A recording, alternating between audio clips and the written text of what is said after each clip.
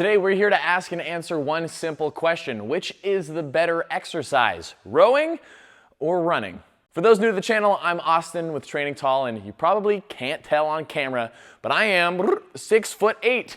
However, Training Tall is all about giving you the tips and strategies to help you take your fitness and health above the average, no matter how tall you are. So, rowing and running, both very viable forms of exercise. In this video, I wanted to discuss the pros and cons of both, going through sort of a checklist of things to keep in mind when we're choosing exercises to determine which one is the best. So let's get right into it and talk about accessibility and cost. Now, when it comes to rowing, whether you're choosing to row on a rowing machine or row out in a boat on the water with an actual rowing boat, we're not talking kayaking, we're talking about the exercise of rowing. Both of those endeavors are very big monetary investments. Rowing machines range in cost from between $300 upwards of like $2,000 plus, depending on the type of rowing machine that you get. The gold standard in the rowing world being the Concept 2 Model D rowing machine that's going to run you at least $900 brand new. Of course, there are used machines, and for the most part, you want to stay away from the cheaper end, like $300 rowing machines, especially if you're looking to use rowing seriously as an exercise, as something that you want to progress and improve with. You want to invest in a good quality machine that's going to run you some money. And if you're choosing to row out on the water, we're not even going to get into the prices of rowing shells and rowing boats. Plus, you would need access to a body of water, which a lot of people don't have access to. You might not even have a rowing club near you that you can even try boats with or rowing with other people, etc. The point is, with rowing, there's a big monetary price to get into it. Unless, of course, you have access to a gym membership that has rowing machines, in which case you're just paying your gym membership fee. Now, as far as the accessibility and cost of running, sure, you can run on a treadmill, and treadmills can be very expensive as well. If you have a gym membership, the gym most likely has some treadmills that you can use, but of course we know that we can also run outdoors as well, which, not to point out the obvious, but it doesn't really cost you that much money to go running outside. Now, with running, of course, you do want to have proper footwear, and that is something that you would have to invest into, getting yourself a pair of running shoes that work for you. Comparing the accessibility and cost of rowing versus running, it's pretty obvious that running has a much lower barrier to entry as far as from a monetary standpoint goes compared to rowing. Now let's talk about the skill needed or the difficulty of running versus rowing. Now, a lot of people might just off the bat say rowing is definitely more challenging from a technical standpoint than running. I would argue that they are both even. Just like rowing, running has a very specific form that takes lots and lots of practice, lots and lots of time to really hone your technique to keep yourself injury-free and keep yourself running for a long period of time. If you just go out running intuitively with big old, cloud puffy shoes on, you're just thumping around, eventually you're gonna hurt yourself. And same goes with rowing. If you hop on the rowing machine and you just flop around, flail around, you're gonna hurt yourself as well. Both of them are very technical exercises that do require lots of time and practice and proper instruction. So I'm gonna call the difficulty or challenge or skill level of each exercise to be even. That's right, and you can debate me down in the comments, but I believe that it is an even amount of technique, focus for both. Now let's talk about the fitness gains that you can get from rowing versus running. Now with rowing, it's an exercise that works about 84% or so of the total muscles in your body. It is a total body banger.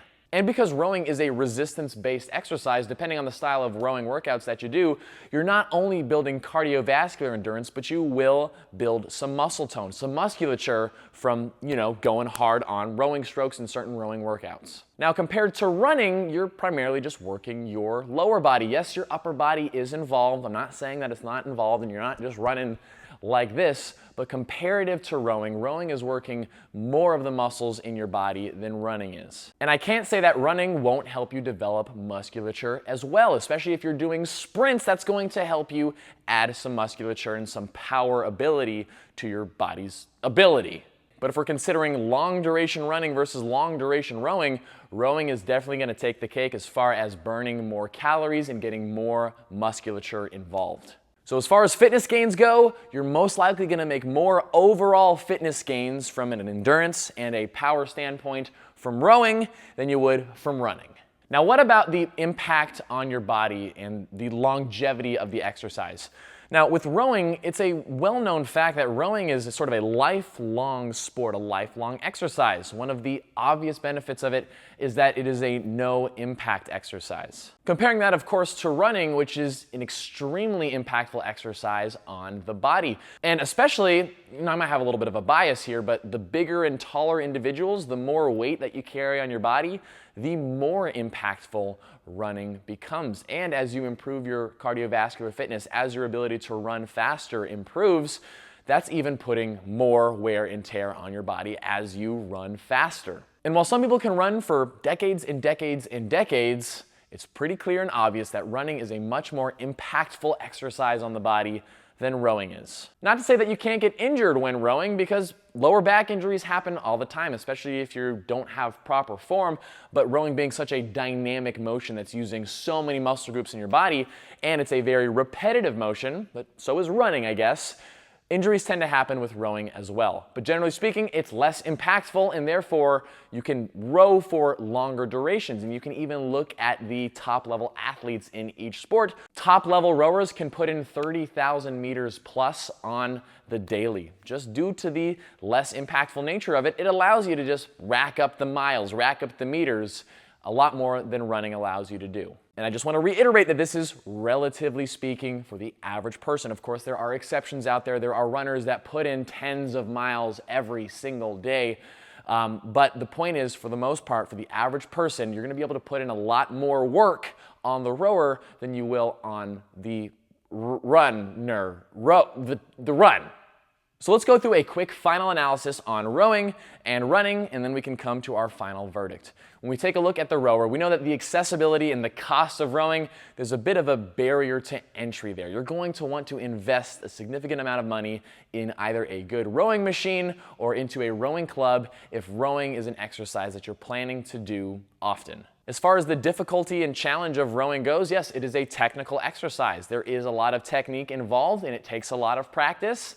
It's just what you get when you're doing anything fitness related. But with rowing, you're going to make some serious fitness gains, working 84% of the muscles in your body. It's the highest calorie burning exercise out there. You're going to get a lot out of every rowing workout. And as far as the impact on the body goes, rowing is an exercise that allows you to put in more meters per day, per week, per month, per year, and is an exercise that you can pretty much do your entire life, of course, as long as you're doing it properly. And as far as running goes, there's a smaller barrier to entry. You're just going to need a nice pair of shoes. Of course, if you're investing into a treadmill, that's going to run you quite a bit of money as well. But if you've got a gym membership, they most likely have treadmills, and of course, you can run outdoors as well. The difficulty and challenge of running correctly is severely understated. Running is a very, very technical exercise that takes as much practice as rowing does. Running is an amazing exercise to help you work your cardiovascular system and work the muscles of your lower body. And yes, your arms are involved a little bit. They're not nearly as involved as the muscle groups that you'll be working on the rowing machine. And we know that running can be a very impactful exercise on the body. If you put in too many miles too soon, per week, per month, per year, you can lead to some pretty serious chronic running injuries, and it's absolutely more negatively impactful on your body, on your joints, than rowing is. Now, one thing we didn't talk about is the enjoyment level of running versus rowing. With running, of course, when you're outdoors, you can go anywhere you want, all sorts of different terrains and beautiful places to see. With rowing, especially on the rowing machine, you're sort of stuck to the tedious motion of just going back and forth. And there are some cool apps out there that get you on the water, kind of like those cool treadmills that show you places as well. But for the most part, I think a lot more would consider running to be a much more enjoyable form of exercise, so that's definitely something to consider. As far as the final verdict goes, though, I am going to rule that rowing is overall the better exercise. Despite the barrier to entry to get a good rowing machine to get you started, once you do that and once you commit mentally to learning proper rowing technique, you'll soon come to realize that rowing is an amazing exercise to do. And I'm not just biased because I'm a rowing channel here. I hope that these points would argue in the favor that the rowing machine is overall the better exercise. That is, of course, in my own opinion, and I would love to hear what you think down in the comments below. I'm not saying I hate running. I didn't say that at all. I just think you weigh the pros and cons of each. I think rowing comes out on top just a little bit. So I hope you enjoyed the video. Let me know what you think and which one do you prefer as well. And did I miss anything? Did I miss any of the important things to consider? Let me know all that and more, and be sure to subscribe for more if you're interested in more fitness stuff like this. Don't forget that I have ebooks available on my website as well as online coaching. Check that out over at trainingtall.net, and I'll see you in the next video.